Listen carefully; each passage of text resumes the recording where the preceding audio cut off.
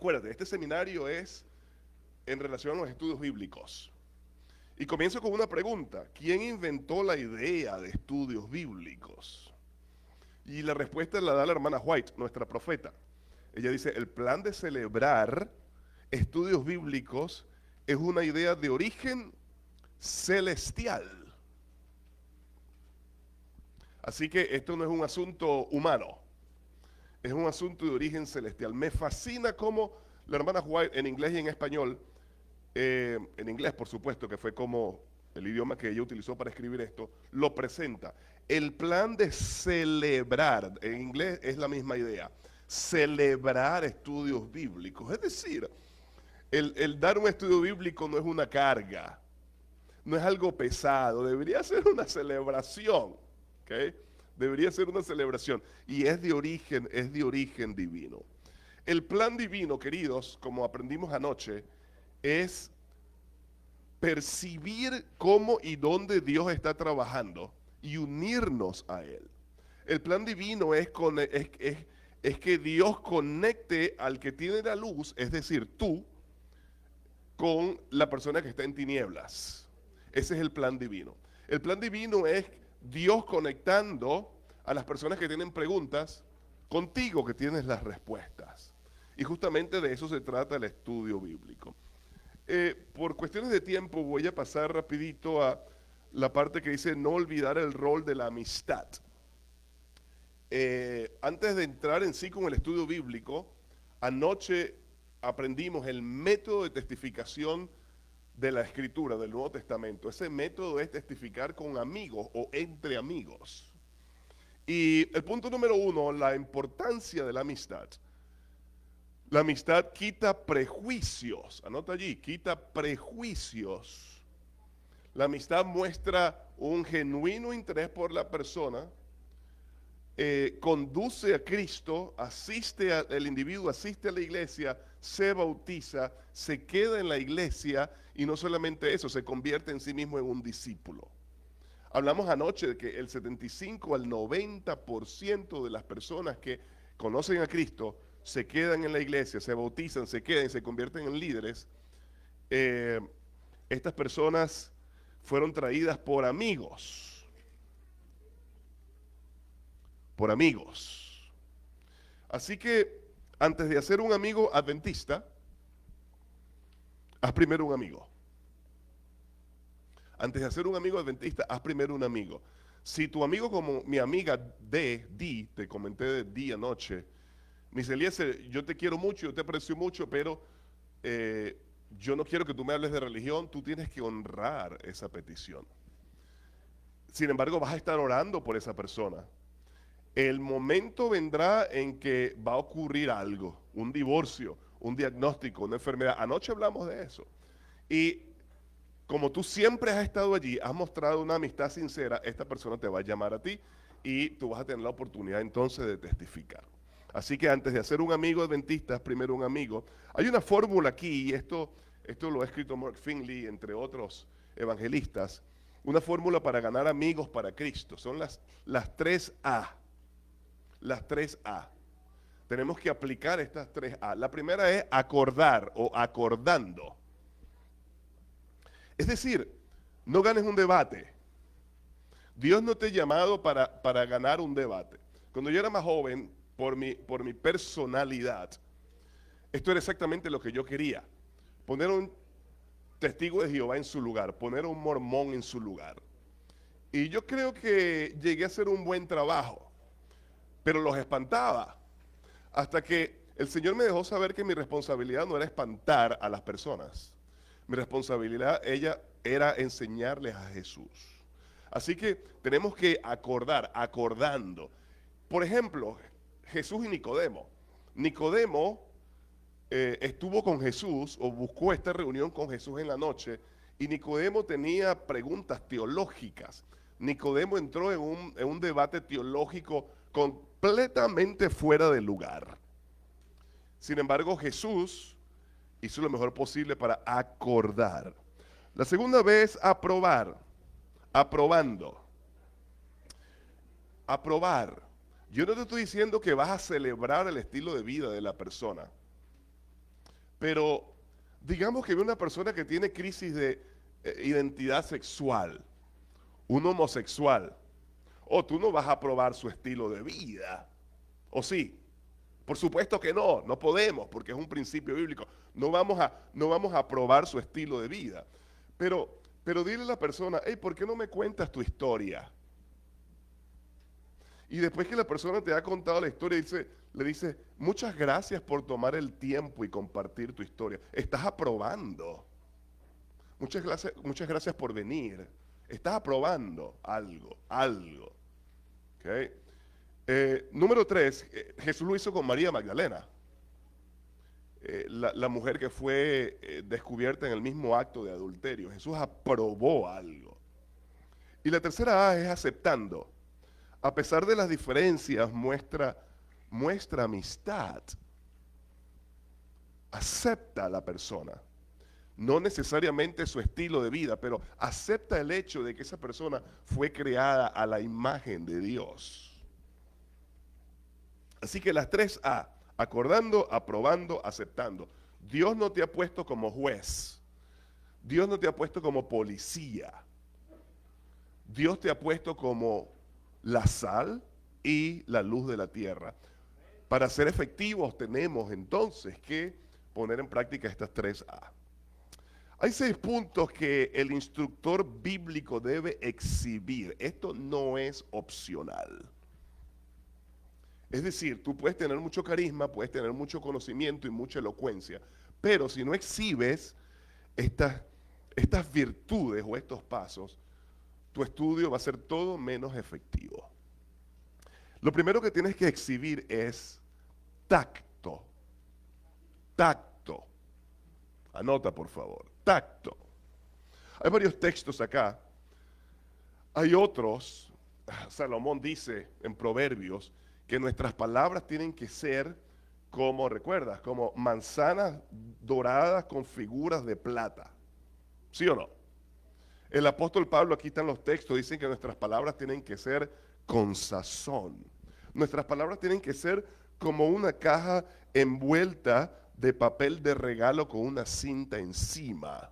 Nuestras palabras tienen que ser con tacto. Así que tenemos que tener mucho cuidado.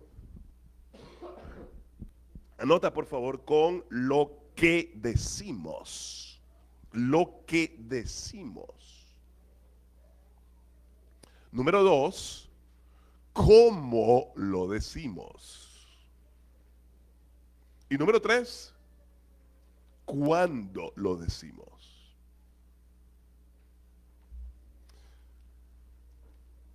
Debemos de tener cuidado con lo que decimos, cómo lo decimos, cuándo lo decimos. Es decir, qué, cómo y cuándo. Es decir, debemos tener precisión. Debemos pedir al Señor que nos dé discernimiento y precisión para que nuestras palabras sean como manzanas de oro con figuras de plata. Precisión. Debemos pedirle a Dios que nos quite la imprudencia. La imprudencia va a hacer posible que se cierren muchas puertas y no queremos eso. Acuérdate, las palabras correctas, en el modo correcto, en el tiempo correcto, pueden hacer toda la diferencia, van a hacer toda la diferencia. Número 2, el instructor bíblico debe tener buen manejo del lenguaje. Buen manejo del lenguaje, es decir, tiene que ver con buena dicción, buena articulación, bien articulado, un buen tono de voz, un tono de voz que sea agradable, un tono de voz que sea suave. No podemos ser como los chinos. ¿Tú has visto hablar a algunos chinos entre ellos? Pareciera que estuvieran peleando. No. Suave, agradable. Mira lo que dice Elena White. Elena White dice, aquí, Obreros Evangélicos, página 90. El que dirige estudios bíblicos en la congregación o en la familia debe poder leer con suave y musical cadencia que encante a sus oyentes. Yo supe una hermanita que no sabía leer, pero ella el Señor la había llamado a dar estudio bíblico y ella desarrolló el arte de dar estudios bíblicos aunque no sabía leer. Y ella mandaba a otras personas a leer. Y las otras personas leían el texto bíblico y ella lo explicaba. Posiblemente ese es tu caso, o no lees bien o tienes problemas, como yo. Ya yo llegué a una edad que con lentes o sin lentes no veo. Eh, y tenemos que hacer algo, tenemos que dominar el idioma, ¿okay? El lenguaje, hablarlo de manera clara, articulada. Número 3, estos puntos no los voy a elaborar mucho, pero debemos tener paciencia. Debemos tener paciencia porque no todo el mundo aprende como nosotros, a la misma velocidad. Debemos tener paciencia. Acuérdate que las personas están heridas, hablábamos de eso anoche. Queremos que la persona complete los estudios bíblicos y ya se bautice. Y algunos van a hacer eso, pero otros no. Otros van a durar años. Debemos de tener paciencia. Número 4, perseverancia. Esto es uno de nuestros mayores problemas como hispanos. Nosotros como hispanos, comparado con otras razas como los asiáticos, por ejemplo, no progresamos tan rápido y una de las razones es, como dicen en mi pueblo, que rápido tiramos la toalla. ¿Conoces esa expresión, no? Tiramos la toalla. Como dicen los muchachos hablando Spanglish, cuiteamos. Y la persona que cuitea nunca gana. La persona que cuitea nunca gana. Y los ganadores nunca cuitean. Esto se aplica en todas las áreas de la vida. Así que tenemos que perseverar, tenemos que seguir, tenemos que orar. Si la persona no quiere nada, está bien. No vamos a insistir, vamos a respetar y honrar su decisión de no hablar de cosas de religión, estudios bíblicos. Pero voy a insistir siendo su amigo, voy a seguir, perseverar orando por la persona. Número 5, el instructor bíblico tiene que ser una persona fiel. Una persona fiel. Y número 6, tiene que ser una persona sincera. Y estas dos van juntas. Nuestras iglesias están llenas de oidores de la palabra, cuando Jesús nos dice que debemos ser hacedores de la palabra. Esto es otro seminario que lo he enseñado muchas veces. Esta tarde voy a mencionar algo al respecto. El 75% de nuestros chicos se van de la iglesia cuando cumplen 18 años. 75%. Esto es una desgracia. Yo tengo 2 chicos adolescentes de 16 y de 14. Es una desgracia. Y hay varias razones, ¿sabes? Según la investigación, el research, ¿cuál es la razón número 1 por la cual nuestros chicos se están yendo de la iglesia? Hipocresía. Hipocresía de parte de nosotros, los padres y los líderes espirituales, porque nosotros decimos una cosa y hacemos otra. Y los chicos no soportan la hipocresía. Así que, como instructor bíblico, como cristianos, tenemos que ser fieles y tenemos que ser sinceros. La palabra fidelidad al propósito. La palabra fidelidad, ¿sabe lo que significa? Por definición. La palabra fidelidad viene del latín fide. Y fide es la palabra en latín para fe. ¿Te acuerdas de los reformadores? Martín Lutero, Calvino, ellos decían sola escritura en latín, solamente la Biblia. Solo Christos, solamente Cristo. Sola fide, solamente fe. Así que fide es fe, fidelidad es la acción de estar llenos de fe. Por definición, la persona fiel está llena de fe. Y cuando entra a un auditorio, entra a un lugar, comienza a entablar una conversación. Anoche cuando yo llegué acá estaba tosiendo y todos se dieron cuenta que yo estaba enfermo. Y yo te decía que no estoy contagiando, pero el Señor quiere que yo sea un cristiano contagioso. Eso es fe, que yo viva mi fe, que mi fe, como dijo el mismo Jesús, no se puede esconder, mi luz no se pueda esconder.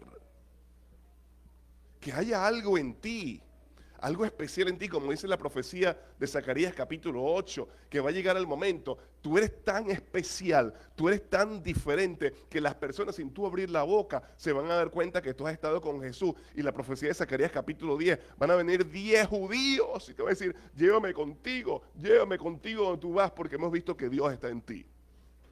Esta profecía no se hizo para el pueblo de Israel, se hizo para ti y para mí. A esto es que me refiero con fidelidad y sinceridad. La profesora Jane Vela es una experta educadora norteamericana en el área de diseño curricular. Y hace mucho tiempo tuve que leer su libro para una clase y yo dije, ¿por qué no tomo o no tomamos la estructura de diseño de la doctora Vela y la aplicamos para los estudios bíblicos? Así que está aquí en la guía de estudio. Por favor, desarróllala, mejórala. Y como decía mi hermano en la oración y en el canto, vamos a ponerla en práctica, ¿no? Los 8 aspectos del diseño. Es decir, queridos, el dar un estudio bíblico es un arte. No es que vamos a sentarnos y vamos a hacerlo. No, tienes que planificarlo. Tienes que planificarlo. Y hay 8 aspectos que la doctora Vela, otra vez en un aspecto, en un contexto secular, establece. Y yo quiero introducirlo ahora en el contexto espiritual. 8 aspectos de diseño al dar estudio bíblico. El primero es quién. El quién, es decir, ¿quiénes son mis estudiantes? Dice Vela. Ahora, tú vas a aplicar esto en el estudio bíblico. ¿Quién es la persona o las personas a la cual tú le vas a dar el estudio bíblico? ¿Quiénes son? ¿Será que es un ateo? ¿O será que es un animista? ¿O será que es una persona, un bautista? Y no tenemos tiempo para estudiar esto, pero ¿cómo tú crees que existiría una diferencia en el contenido de tu estudio bíblico si le estás hablando a un musulmán, a un ateo y a un bautista? ¿Sí o no? Por supuesto que sí. Por supuesto que sí. El estudio bíblico, el contenido del estudio bíblico va a ser completamente diferente dependiendo de quién es la persona. Las etiquetas que hablábamos anoche, si tú te das cuenta que la persona ha sido afligida, está siendo afligida por el dolor. Aquí hay más espacio, podemos tirar mi chaqueta al piso, y te puedes sentar acá los hermanos que están llegando. Si es una persona que está cansada de su estilo de vida, o si es una persona como Cornelio, un Nicodemo que anda buscando. ¿Me está siguiendo? Así que, gracias, brother. El quién es importante. Y el quién también te va a ayudar para romper el hielo. Para romper el hielo. Para despertar el interés, para conseguir la atención. Tienes que saber quién es la persona. Número 2. Hablamos de la categoría. Hay un punto acá, creo que es el punto D. Saber el nombre de la persona. Tienes que saber el nombre. Otra vez, se presume que hay ya cierto grado de intimidad, de confianza, de amistad. Número 2, ¿por qué? El por qué. ¿Por qué estás dando estudio bíblico? ¿Qué determinó que tú vas a dar ese estudio bíblico? ¿Qué puertas se abrieron? ¿En qué contexto? ¿En qué situaciones para tú dar ese estudio bíblico? La situación, las razones. Como mi amiga D, que me dijo, Eliezer, es tiempo de estudiar la Biblia junta. Ella lo pidió. ¿Qué situaciones determinaron el estudio bíblico? ¿Será que la persona le diagnosticaron una enfermedad terminal y quiere estudiar contigo la Biblia? ¿Será que tuvo un accidente? ¿O será que está cansada de su estilo de vida? ¿Cuál es la razón? ¿O será que tuvo un sueño? ¿Cuál es la razón por la cual esta persona accedió a estudiar la Biblia contigo? Tienes que saber eso. Número 3, ¿cuándo? Es decir, ¿cuánto tiempo tenemos para el aprendizaje? ¿Cuánto tiempo? Tienes que planificarlo. Un estudio bíblico efectivo no debe ser ni muy corto ni muy largo. Más o menos es mi sugerencia, el tiempo ideal, media hora, 30 minutos. 40 cuando mucho. Y tú tienes que pedir al Señor que te dé discernimiento para ser astuta, para ser sabio y hacer como hacen las telenovelas o los shows en Netflix, que paran en el momento más emocionante. ves las letricas, continuará. Y dejas a la persona en ascuas, ¿no? Así debería ser. Es, aunque la persona te lo pida, aunque tú consideres propicio, evidentemente hay casos de casos, pero tiene que ser corto. Hay casos de casos porque una vez en un avión, yo estaba en un largo viaje, y eh, yo estaba súper cansado, súper cansado. Me puse mis audífonos que un amigo querido me regaló, cuestan casi $500. Yo no puedo afford eso, pero mi amigo sí, porque tiene mucho dinero. De ese noise canceling, que te cancela el ruido. Y yo estaba súper cansado. Me pongo mis audífonos porque yo dije, Señor, voy a dormir aquí en este poco de horas que tengo en este avión. Y saco un libro para empezar a leer. Y la señora que estaba a mi lado me dice, oh, eso es un libro, me estaba hablando y yo no la escuchaba.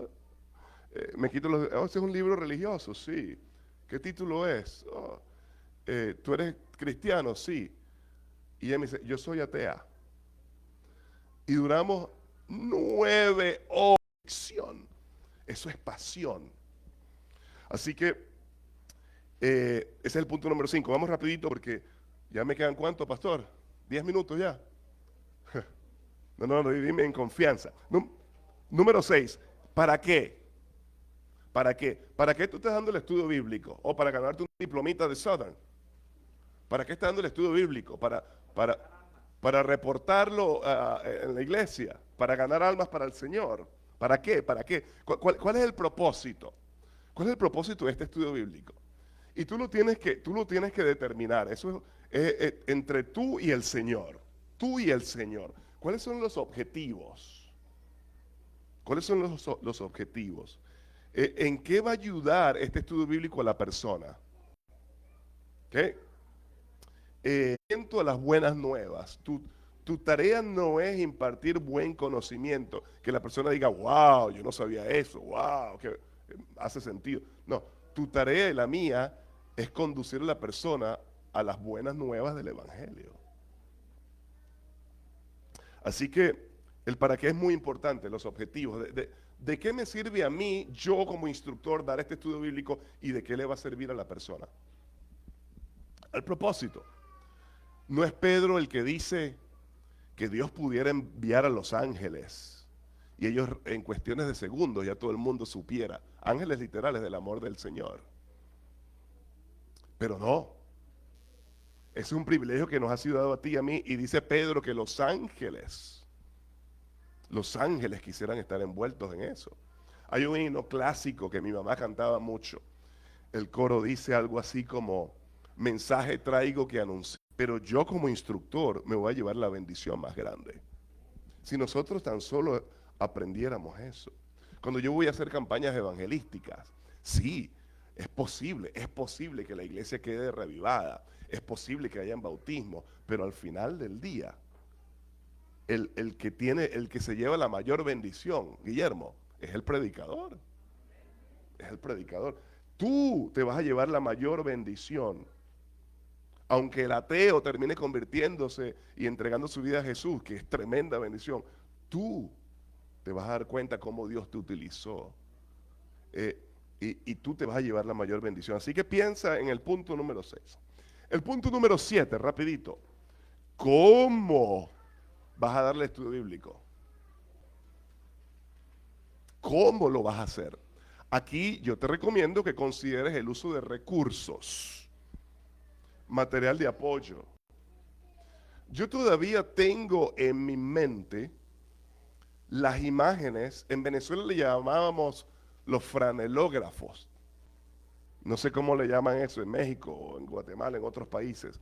En la escuela sabática, imagínate, en 15 días yo voy a cumplir 50 años. Estoy hablando de 40 años atrás. La maestra de escuela sabática tenían esos, era fieltro, ¿no es cierto? Y el angelito, y lo ponía, ustedes saben lo que estoy hablando, ¿no? Yo todavía tengo esas imágenes acá. Y no te puedo decir cuál era la historia que la maestra estaba contando, pero me acuerdo muy bien del angelito. Y me acuerdo muy bien del burrito. Así que ya por asociación yo sé que la maestra estaba hablando de la historia de Balaam. El poder de los recursos visuales.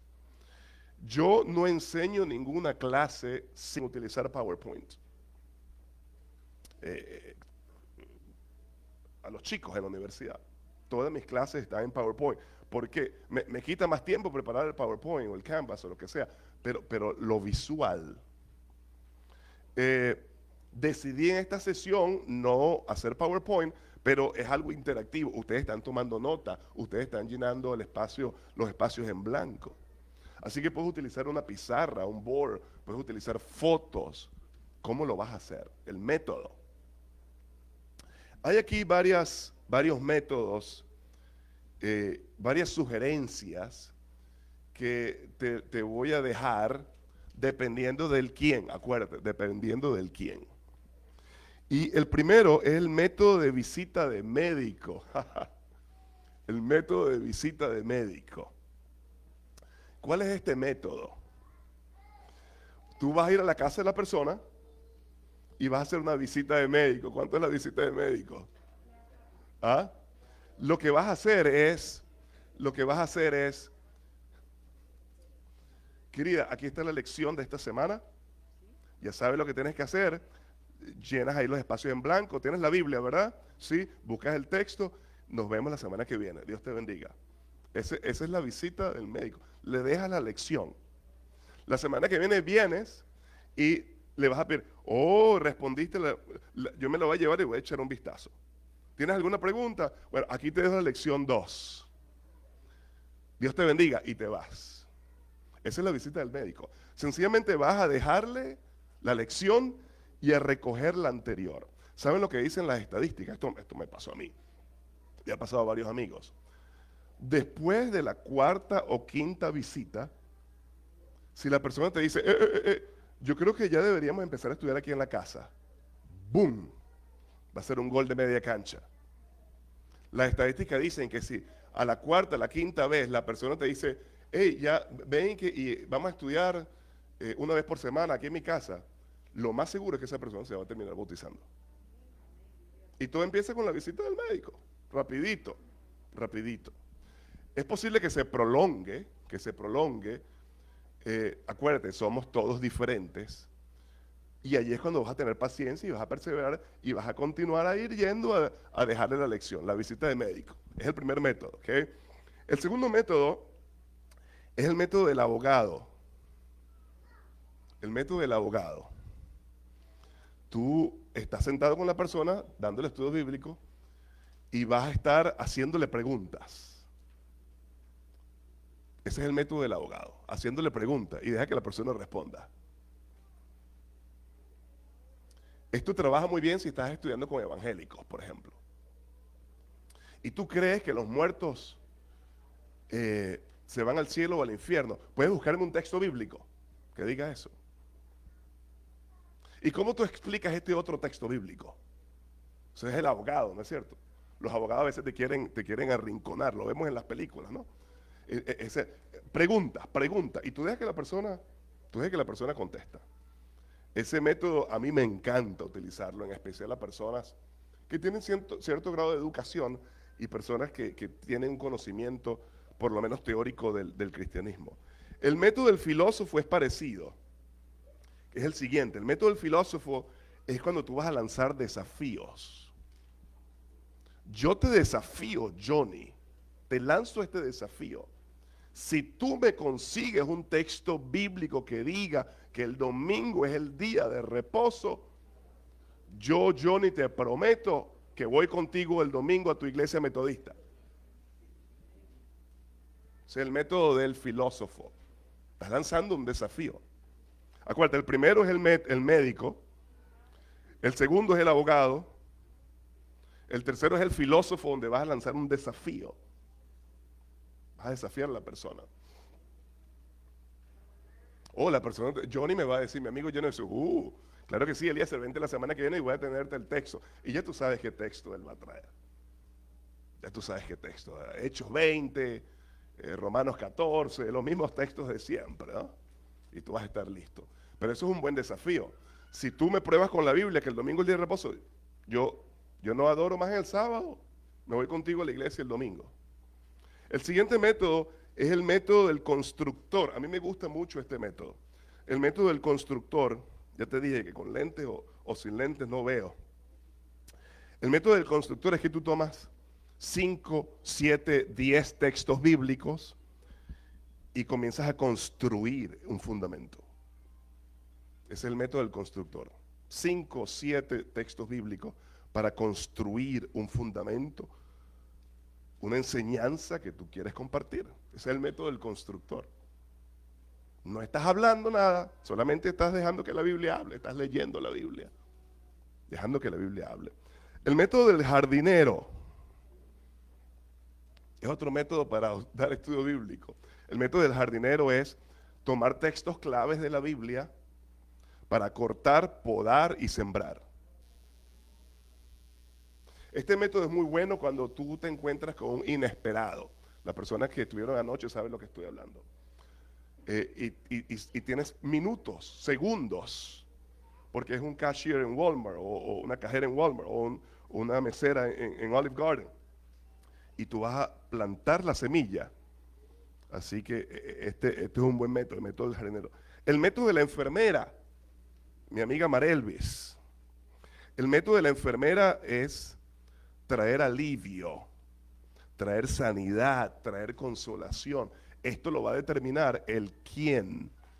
Si tú sabes que esta persona apenas la semana pasada enterró a su esposo, amigo, ese el siguiente estudio bíblico no es no puede ser acerca del milenio, no puede ser acerca de la reforma pro salud. Tú tienes que dar ánimo, tienes que dar consuelo. Vas a dedicar todo un estudio bíblico a dar esperanza, la esperanza que está en Jesús. Te vas a desviar un poquitito del concepto de lo que la Biblia enseña, lo que es el alma, y vas a hablar de la esperanza de la resurrección. Ese es el método de la enfermera. Vas a traer alivio. A veces te va a tocar hacer eso. Vienes a dar un estudio bíblico, digamos que es el estudio bíblico acerca de lo mismo, el sábado, la inmortalidad del alma, pero la persona recibió una mala noticia ese día. Entonces tú tienes que ministrar a esa persona. ¿Cómo lo vas a hacer? Con el método de la enfermera. El método del maestro generalmente es el que hacemos cuando damos la fe de Jesús. Tú haces una pregunta, la persona lee el texto, encuentra la respuesta y la anota.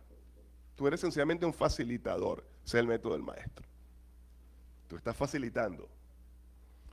Generalmente hacemos eso con la fe de Jesús. El método del cocinero. Oh, les gustó ese, ¿ah? El método del cocinero es satisfacer, es llenar, que la persona, qué rico estuvo esto.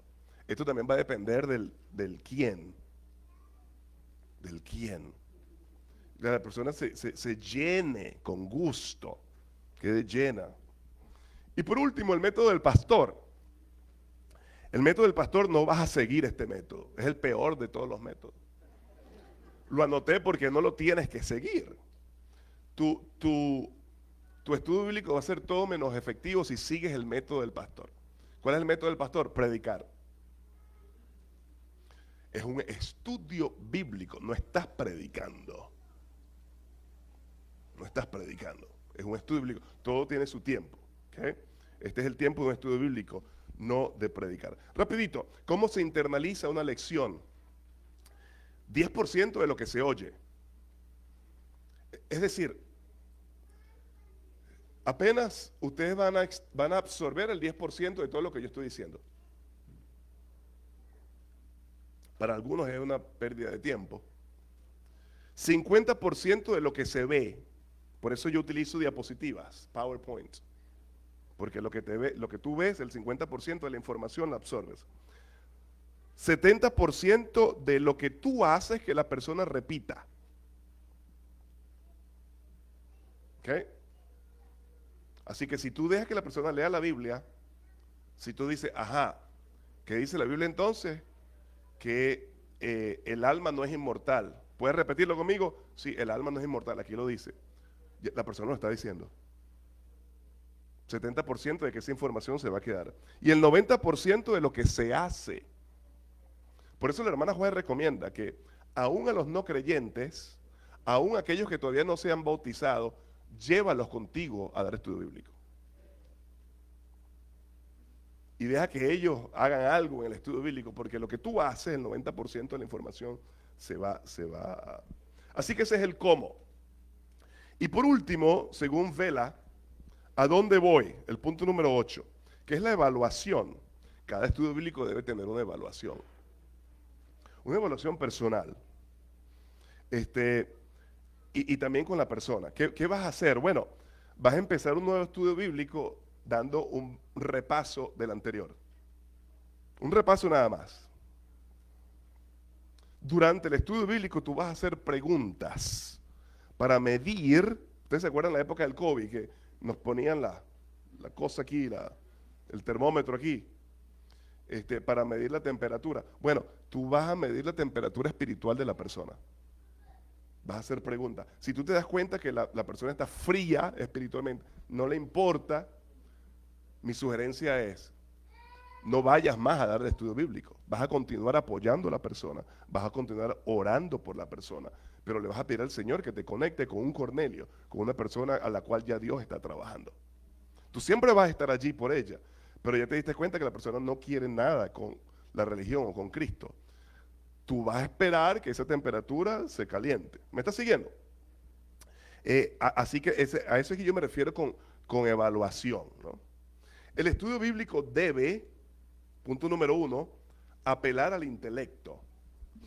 Apelar al intelecto, desafiar a la persona intelectualmente. Para eso vas a usar la Biblia. No hay un mejor método para tocar el intelecto, apelar al intelecto, que la Biblia. Número 2, debe apelar las emociones. Para eso vas a usar historias. Para eso vas a contar tu testimonio personal.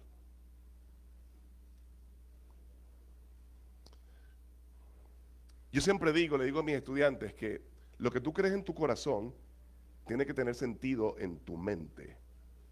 Este es el puente más largo que jamás se haya construido. No es el que conecta Beijing y Shanghai en China. El puente más largo es el que conecta tu mente con tu corazón. Lo que tú crees en tu corazón tiene que tener sentido en tu mente o ¡boom! Estás cometiendo suicidio intelectual. Mi hermana tiene toda la vida en la iglesia. Y la otra vez estábamos teniendo una conversación con mis hijos y yo estaba abriendo una conversación espiritual. Y le pregunto a mi hermana, ¿por qué tú crees en la Biblia? ¿Qué evidencia tú me das de que la Biblia es la palabra de Dios? Y me dice, por fe. Ajá, pero ¿qué quiere decir por fe? Yo lo creo por fe. Ajá, pero tienes que tener una razón lógica, intelectual, que te diga que la Biblia es diferente, porque el budista te va a decir lo mismo del Pali Tripitaka, el mormón te va a decir lo mismo del libro del mormón. Así que ¿por qué tú crees que la Biblia es la palabra de Dios? Pues lo creo por fe. Eso no es una respuesta intelectual. Tienes que tener razones. A eso que me refiero, apelar al intelecto, apelar a las emociones y apelar a una decisión. Es decir, vas a lanzar un desafío. Vas a lanzar un desafío. Escúchame. Y por favor tengan mucho cuidado con entender esto que les voy a decir. Por definición el evangelio es ofensivo. Por definición el evangelio es ofensivo. ¿Por qué? ¿A qué me refiero con eso? Me refiero es que el cristianismo es la única religión, el único sistema de creencia, esto es radical, que enseña que somos malos por naturaleza. Que somos malos, que mi corazón es corrupto. Los budistas y los hindúes creen que somos divinos. Los judíos y los musulmanes creen que somos buenos. Y ahora viene Jesús o viene Jehová en Jeremías 17 y te dice, engañoso es el corazón más que todas las cosas. ¿Quién podrá conocerlo? Viene Jesús en Mateo 15 y te dice, es del corazón en que sale la lujuria, la mentira, el adulterio. Viene Jesús en Mateo 5 y te dice, si tú con tu lengua, tú puedes matar a alguien y con tu pensamiento ya dormiste con una chica, cometiste adulterio. Es decir, mi corazón es el culpable de todas estas cosas. Y hoy día nuestra sociedad, aquí principalmente en Estados Unidos, se ofende cuando tú le dices eso. Cuando tú le dices, tú eres malo, tú eres un pecador. Yo nunca le he sido infiel a mi esposa, yo siempre he devuelto mis taxes. Yo no sé a qué tú te refieres. O te refieres que la Biblia dice esto. Todos somos pecadores, estamos destituidos de la gloria de Dios. Y la persona se va a incomodar. A eso es que me refiero que el evangelio es ofensivo. Pero si la persona es sincera, va a reconocer que lo que la Biblia te está diciendo es un reflejo de la realidad. Y entonces el Espíritu Santo va a utilizar eso para conducir a la persona al Salvador. Por eso es que Jesús no es un maestro, Jesús no es un filósofo. Jesús es el Salvador, porque yo estoy perdido y Jesús me encontró, me salvó, me cambia. Esas son las buenas nuevas del Evangelio. A eso es que me refiero con apelar a la decisión. Y terminando, rapidito, la conclusión del estudio bíblico. Resume la lección en una oración, en una sentence, en una frase. Ok, esta noche aprendimos ¿qué cosa? Que no existe ni un texto en el Nuevo Testamento que diga que el domingo es el día de reposo. Ahí lo estás resumiendo en una oración. Hoy aprendimos que para que haya un alma tienen que haber dos componentes. El aliento de Dios o la habilidad de Dios de vivir, que da Dios para vivir, y el cuerpo. Y tú vas a hacer que la persona repita, ¿ok? Vas a resumir la lección en una oración. Vas a buscar un momento climático. El momento climático es el clímax, es el golpe que le vas a dar al estómago a la persona. Estoy hablando de manera metafórica. Número 3, tiene que haber un espacio para preguntas y respuestas. Número 4, tienes que cerrar con un llamado o una invitación. Vas a cerrar con una oración. Y antes de irte, vas a dejar claro dónde y cuándo va a ser el próximo estudio bíblico. Sí, el número 4 es hacer un llamado o invitación. Ahora, considera lo siguiente. Número 1, ir con un compañero o una compañera. Eso te lo dijo Jesús en Lucas 10. Jesús envió a los 70 de 2 en 2. Mientras tú estás dando el estudio bíblico, la otra persona está orando. Esto es un conflicto espiritual, queridos. Número 2, asegúrate de haber orado antes, otra vez. Estamos hablando de algo bien serio, de las fuerzas del mal contra las fuerzas del bien. Tienes que bañar ese estudio bíblico antes con oración. Número 3, sé puntual. Sé puntual. No vas a llegar tarde. Si tú dices que es a las 3, vas a llegar a las 12, a las 2:55, a más tardar. Vas a ser puntual. No solamente para llegar, sino también para terminar. Vas a ser humilde. Humilde es el punto número 4. En vez de decir, hey, te voy a enseñar hoy, porque no dice, hey, vamos a aprender juntos. Vamos a estudiar juntos. Hay que ser humilde, ¿no es cierto? Número 5, evita intereses personales. No seas como yo cuando yo era adolescente. Yo quería ir a este estudio bíblico porque estaban como 4 chamaquitas ahí. Estaba soltero yo. Y a veces invitaba a mis amigos, mira, vamos allá a este estudio bíblico. Y engañaba a mi mamá y al pastor. Oh, qué bueno, mi hijo está queriendo dar estudio bíblico. No, iba por la chica. Así que hay que evitar esos intereses personales. Número 6, siempre ten la Biblia a la mano. Porque tú no vas a enseñar tu perspectiva, tu conocimiento, tus ideas, sino la palabra. Número 7, ya hablamos de esto. Da un breve repaso de la lección anterior. Y número 8, trata de que el ambiente espiritual se extienda. Terminas el estudio bíblico y trata que el ambiente espiritual se extienda. Por eso yo no recomiendo que haya comida después del estudio bíblico. Si va a haber comida, que haya antes del estudio bíblico. Porque tú terminas el estudio bíblico y tú tú cierras con una oración y te vas, y en el camino tú estás orando, Señor, utiliza este estudio bíblico para tu gloria. Y después que tú te has ido, la persona comienza a pensar, yo no sabía esto tiene sentido. Y el Espíritu Santo va a utilizar eso en esos momentos de... ¿Se me está siguiendo? Pero a veces tenemos un estudio bíblico y es muy espiritual y cerramos con una oración, vamos a comer, y sacas ahí qué sé yo qué, y te pones a hablar de fútbol, que de la América, que el Cruz Azul, y todo lo que hiciste con las manos, lo desbaratas con los pies. Lo que se debe evitar, número uno, usar frases denominacionales, frases adventistas, o la verdad, el clamor de medianoche, la reforma. Hermano, mira, cuando yo colportaba a una visita, que es colportaje, que es eso, y eso tenemos que aplicarlo aquí mismo en la iglesia también al propósito. La pluma inspirada dice, tú y yo sabemos a lo que se refiere eso. Pero una persona que nunca ha venido a la iglesia, que no sabe lo que es el espíritu de profecía, ¿qué sentido tiene esa frase, la pluma? Esta gente son un bunch de locos. Pluma inspirada. Número dos, no hacer atractivo el pecado. Yo una vez estaba con una persona dando un estudio bíblico y la persona era de Levítico 11, de la salud. Y la persona decía, algo que a mí me costó fue dejar el chancho, el cerdo. Esas tocinetas y esos tacos al pastor. Todavía yo pienso y se me hace agua la boca. Qué duro fue dejar.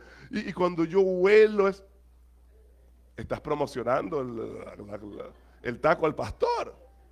Por favor. Sí, el chicharrón. El chicharrón. No criticar otras iglesias. Yo he pasado tantas vergüenzas por esto. No decir los sacrificios que tuviste que hacer, ni las cosas que tuviste que dejar.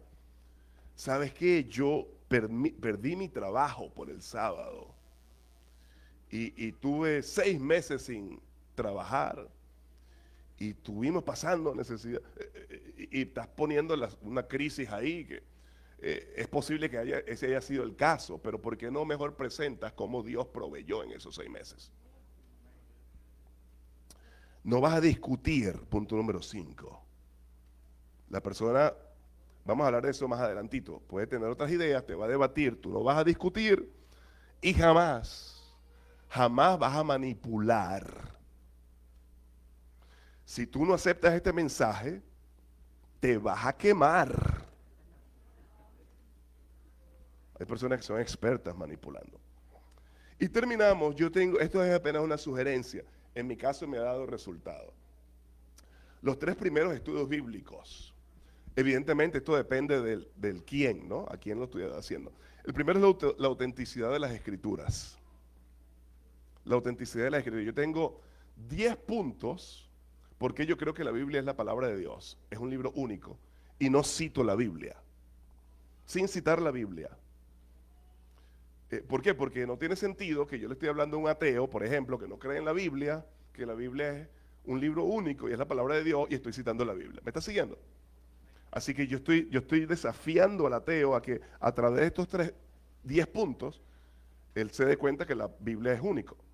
¿Por qué? Porque el resto de las enseñanzas van a salir de la Biblia. Así que yo tengo que asegurarme que la persona sabe que la Biblia es la palabra de Dios. Número 2. Otro estudio que yo lo considero siempre en el tope es el principio de la justificación por la fe. El principio de la justificación por la fe. La justificación del evangelio. Anota allí. El principio de la justificación del evangelio. ¿Qué quiere decir esto? Número 1, que yo soy pecador.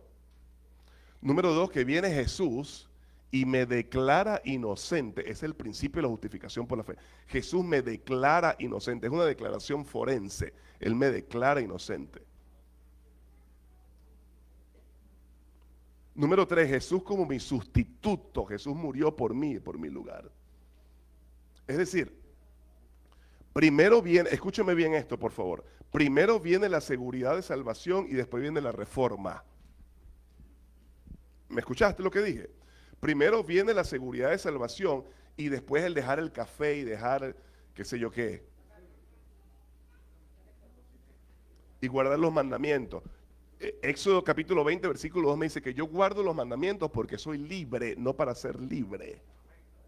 Es el principio de justificación. Nosotros podemos tener 20 años en la iglesia y estamos todavía batallando con ese asunto. Por la influencia del catolicismo en nuestras vidas. Pretendemos que tengo que dejar esto, y cuando por fin, cuando deje la Coca-Cola, el Señor me va a bendecir. No, no, no, no, no, no. Primero la seguridad de salvación, después la reforma. Efesios y Romanos son muy buenos libros para esto. Y el último, el gran conflicto. El estudio del gran conflicto presenta el panorama general de la realidad de la historia humana. El estudio del gran conflicto te dice por qué sufrimos y la realidad del sufrimiento y qué va a pasar después. Así que estos son apenas unos temas sugerentes, los primeros temas que con frecuencia yo utilizo para empezar los estudios bíblicos. Me extendí, el pastor Guillermo se va a poner bravo conmigo, pero por lo menos terminamos esta sesión. Dios me los bendiga. Vamos a prepararnos para la siguiente, yo creo.